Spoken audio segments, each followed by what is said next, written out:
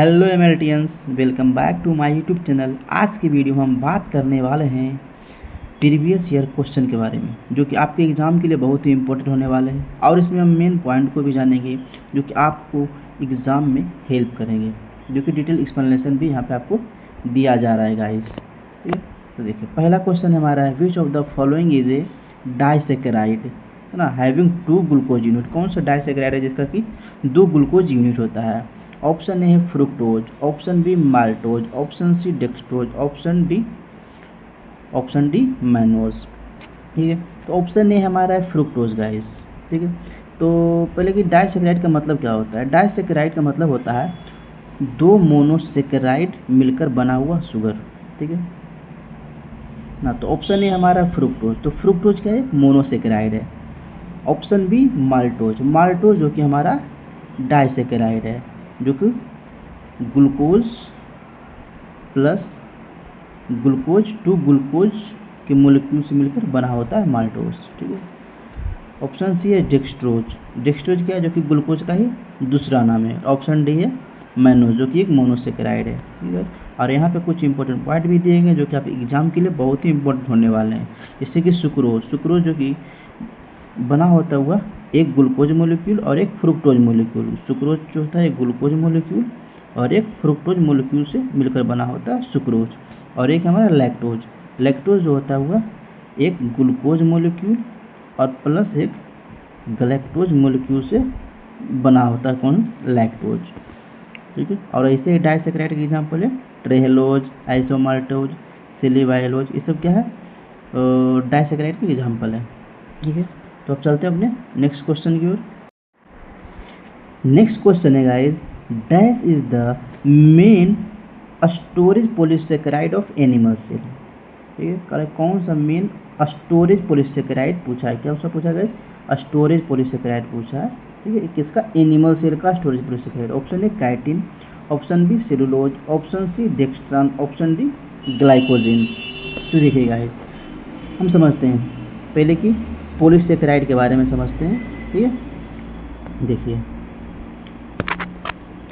Polysaccharide contain more than 10 monomeric unit से मिलकर बना होता है पॉलीसेकेराइड। ठीक है, पॉलीसेकेराइड को फर्दर 2 क्लासिफिकेशन में डिवाइड किया गया है, एक होमोपॉलीसेकेराइड और एक हेटेरोपॉलीसेकेराइड। अब जो होमोपॉलीसेकेराइड होता है, जो कि made up only 1 type of monosaccharide से मिलकर बना होता है। Homopolysaccharide only 1 type of monosaccharide unit से मिलकर बना होता है ना, जिसको हम लोग होमोपॉलीसेकेराइड कहते हैं। अब बात करें हेटेरोपॉलीसेकेराइड, तो वह जो मिलकर बना होता है made up of more than 1 type of monosaccharide, है ना, एक से अधिक मोनोसेकेराइड यूनिट से मिलकर बना होता है हेटेरोपॉलीसेकेराइड। ठीक है, तो बात करते हैं कि पूछ रहा था स्टोरेज होमोपॉलीसेकेराइड किसका? एनिमल का। तो देखिए होमोपॉलीसेकेराइड में स्टार्च जो है वह प्लांट का स्टोरेज पॉलीसेकेराइड है ना, जो कि ग्लूकोज मोलिक्यूल से मिलकर बना होता है। और ग्लाइकोजेन जो कि एनिमल का स्टोरेज होमोपॉलीसेकेराइड है, यह भी ग्लूकोज से मिलकर बना होता है। तो यही हमारा ग्लाइकोजेन ही सही आंसर है, जो कि एनिमल का स्टोरेज पॉलीसेकेराइड है। लेकिन एग्जाम में और भी जो कि इंपॉर्टेंट क्वेश्चन पूछे गए हैं, जैसे कि सेलुलोज, जो सेलुलोज वह प्लांट का स्ट्रक्चरल, कैसा गाइस? यह स्ट्रक्चर होमोपॉलीसेकेराइड है और ये भी ग्लूकोज से बना होता है। लेकिन वीवीआई क्वेश्चन, जो कि पीजीआईएम जैसे क्वेश्चन पूछते हैं, जैसे कि इनुलिन, इनुलिन वीवीआई क्वेश्चन है गाइस, प्लांट होमोपॉलीसेकेराइड है जो कि बना होता है ओनली फ्रुक्टोज मोलिक्यूल का।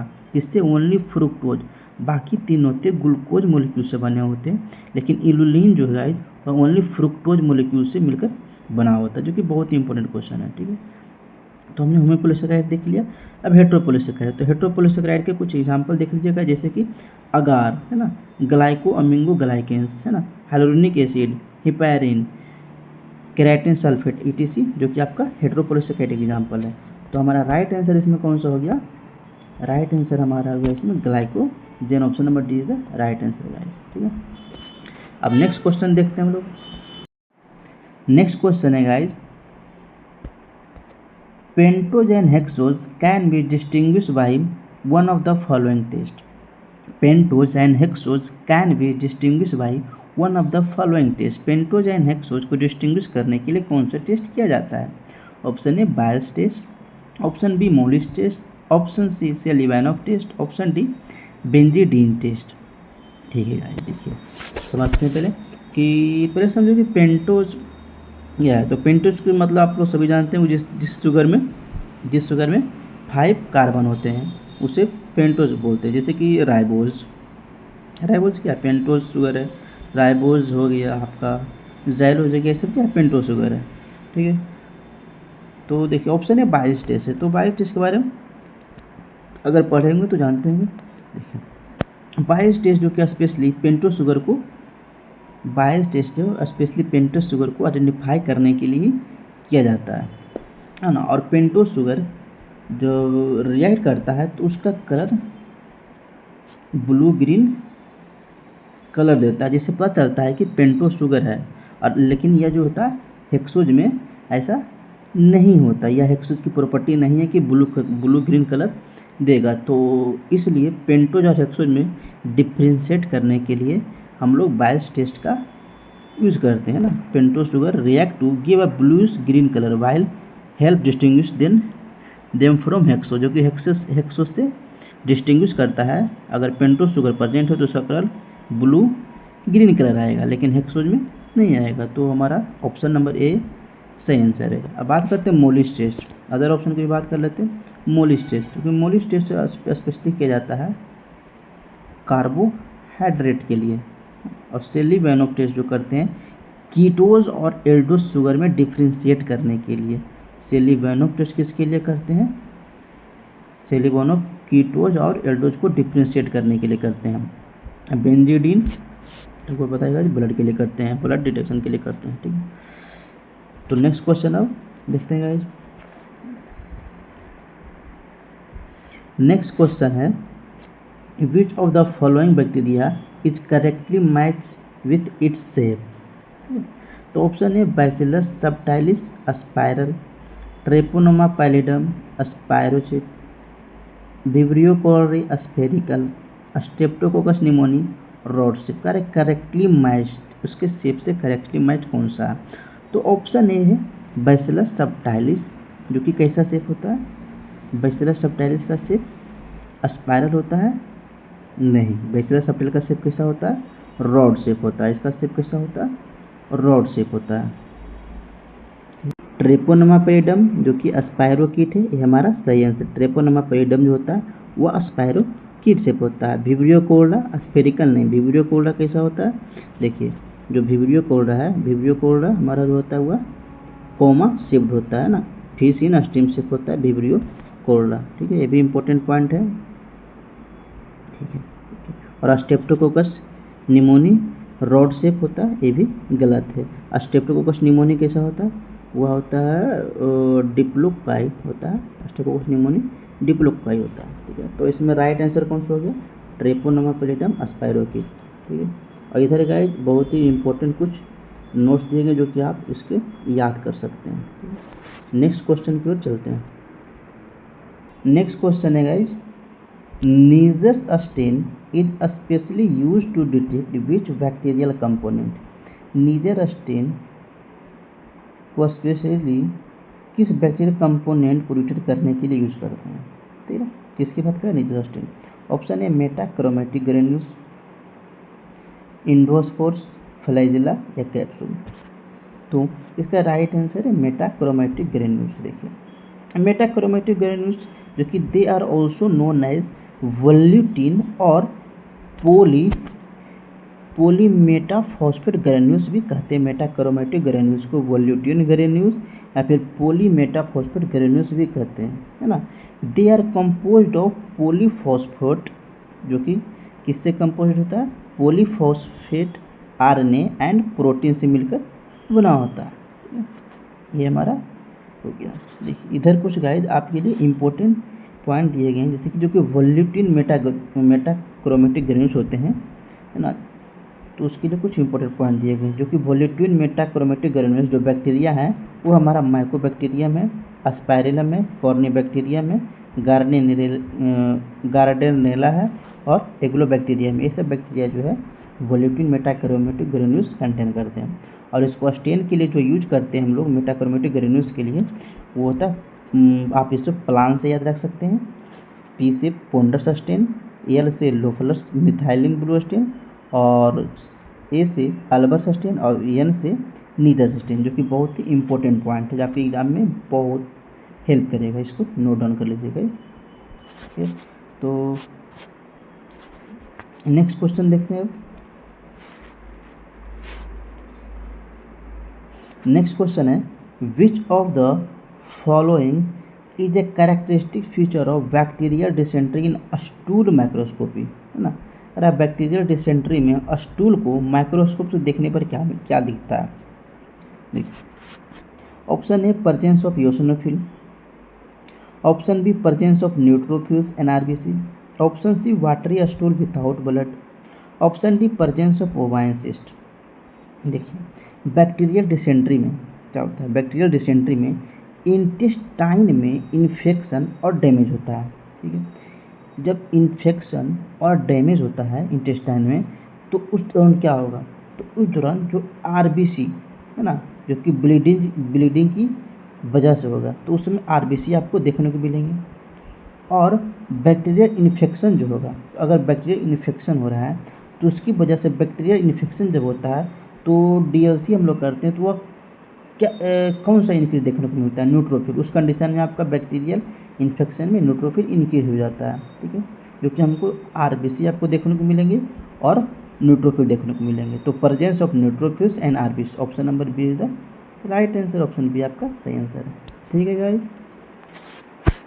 नेक्स्ट क्वेश्चन देखते हैं। नेक्स्ट क्वेश्चन है, when preparing a phosphate vapour which combination is commonly used. अगर फॉस्फेट वेपर बनाने के लिए कॉमनली कौन सा केमिकल कॉम्बिनेशन यूज होता है। Option A sodium acetate and hydrochloric acid, option B Tris and ethanol, option B monobasic sodium phosphate and dibasic sodium phosphate, option D ammonium chloride and sodium hydroxide. तो देखिएगा, तो इसका जो सही answer है option number सी है। पूरे समझिए, देखिए फॉस्फेट बफर पीएच को स्टेबल मेंटेन करता है ना। फॉस्फेट जो बफर होता है पीएच को स्टेबल यानी कि मेंटेन करता है। इसमें जो यूज होता है मोनोबेसिक सोडियम फॉस्फेट और डाइबेसिक सोडियम फॉस्फेट, है ना। अब देखिए, जो मोनोबेसिक सोडियम फॉस्फेट है वह जो है एसिडिक पार्ट है, जो कि एग्जाम के लिए बहुत इंपॉर्टेंट पॉइंट है। मोनोबेसिक सोडियम फॉस्फेट जो है एसिडिक पार्ट है, और जो डाइबेसिक सोडियम फॉस्फेट है वह जो हो गया बेसिक पार्ट है। दोनों मिलकर बफर सॉल्यूशन बनाते हैं, है ना। Monobasic sodium phosphate and dibasic sodium phosphate, है ना, एक एसिडिक पार्ट और एक बेसिक पार्ट, क्योंकि दोनों मिलकर बफर सॉल्यूशन बनाते हैं। तो हमारा right answer option number C हो गया। नेक्स्ट क्वेश्चन देखते हैं गाइस। नेक्स्ट क्वेश्चन है, which of the following important parameters is determined during the quality control of newly prepared culture media। नया कल्चर मीडिया बनाने के बाद क्वालिटी चेक में सबसे इम्पोर्टेंट जो टेस्ट है क्या किया जाता है। अगर आपने नया कल्चर मीडिया बनाया तो उस समय अगर आपको क्वालिटी चेक करना है तो सबसे इम्पोर्टेंट जो टेस्ट है कौन सा करेंगे हम। तो ऑप्शन है the brand of the petri dish used, या option B ambient humidity during storage, यानी कि भंडारण के दौरान परिवेशीय आर्द्रता, ऑप्शन सी ग्रोथ प्रोमोशन जो कि जीपीटी है, growth promotion test using reference strains, option D the type of incubator used in the previous batch test. देखें, इसका जो सही आंसर है जीपीटी टेस्ट से करते हैं। ठीक, कौन सा है, ऑप्शन नंबर सी। ठीक है, जीपीटी टेस्ट यानी ग्रोथ प्रमोशन टेस्ट। जीपीटी से चेक करते हैं कि कल्चर मीडिया बैक्टीरिया को प्रॉपरली ग्रो कर रहा है या नहीं कर रहा है ना। जीपीटी टेस्ट से पता चलता है कि जो हमारा कल्चर मीडिया है बैक्टीरिया को प्रॉपरली सही से ग्रो कर रहा है या नहीं कर रहा है। इसमें हम लोग नॉन बैक्टीरिया यानी कि जो हमें पता है उसी को यूज करते हैं। अगर एक्सपेक्टेड ग्रोथ आता है, जो हमने सोचा अगर वही बैक्टीरिया ग्रोथ आता है तो मीडिया क्वालिटी सही है, अगर नहीं आता है तो मीडिया क्वालिटी सही नहीं है। तो ऑप्शन नंबर सी आपका सही है, जीपीटी टेस्ट यूज करते हैं। ठीक है, यहाँ कुछ एग्जाम्पल भी आपको दिए गए जो कि बहुत ही इंपॉर्टेंट है। ठीक है, नेक्स्ट क्वेश्चन देखते हैं। नेक्स्ट क्वेश्चन है जो कि रिपीटिव क्वेश्चन है गाइस, देख चुके हैं डाइसैकेराइड टू ग्लूकोज यूनिट जो कि आपका माल्टोज है। रिपीट क्वेश्चन है। नेक्स्ट क्वेश्चन देखते हैं।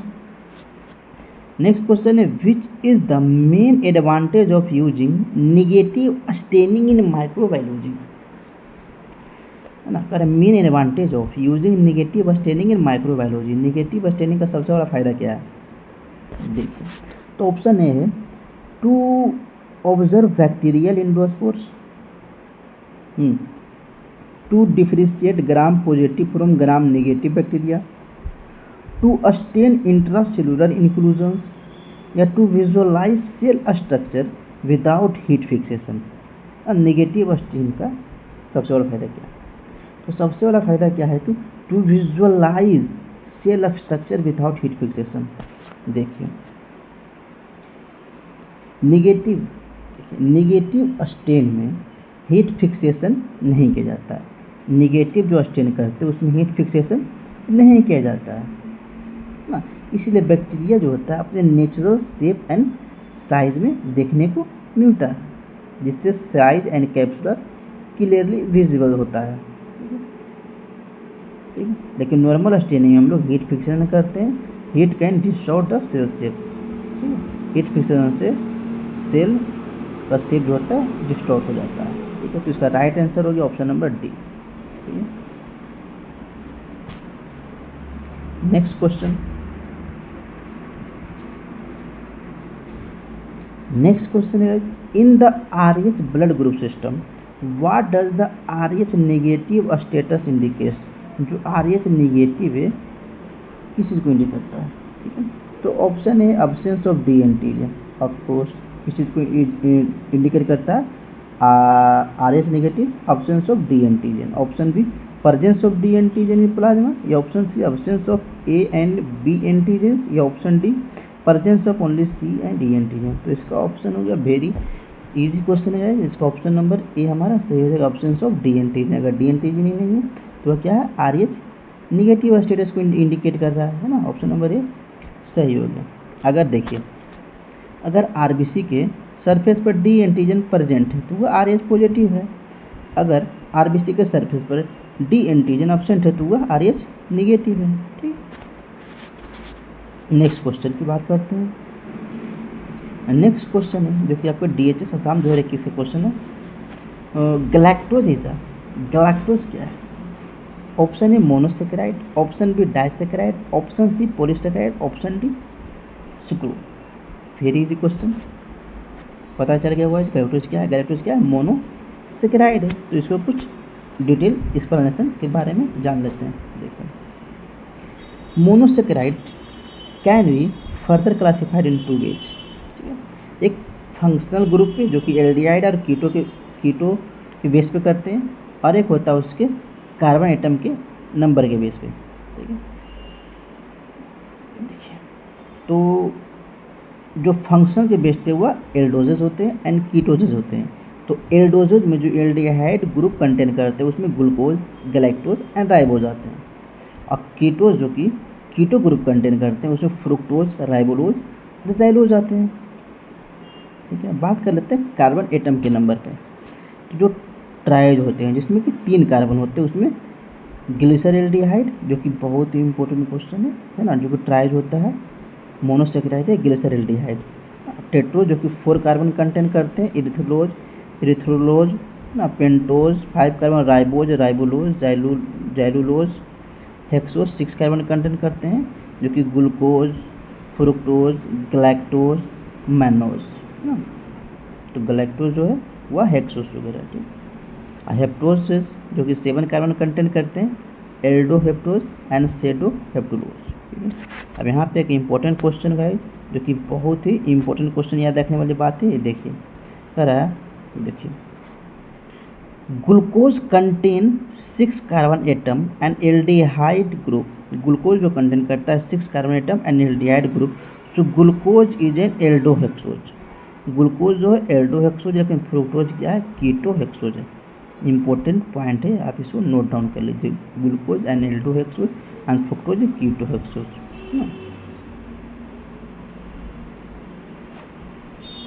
Next question,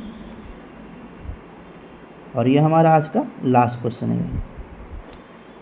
next question, in a clinical laboratory sodium citrate is primarily used as an anticoagulant for which of the following test?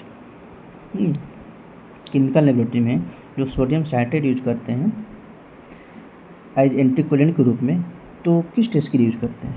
Option A blood sugar estimation, option B liver function test, option C ESR by Westergren method के लिए, या फिर reticulocyte counter. तो देखिए इसमें दिया गया 3.2% और 3.8%। तो कह रहा क्लिनिकल लेबोरेटरी में सोडियम साइट्रेट, तो आपको ऑप्शन से पता चल गया हो कि जो हम लोग 3.2% यूज करते हैं हुआ करते हैं कोगुलेशन टेस्ट में यूज करते हैं, जो कि PT या फिर APTT के लिए करते हैं, जिसमें कि हम लोग 9:1 लेते हैं।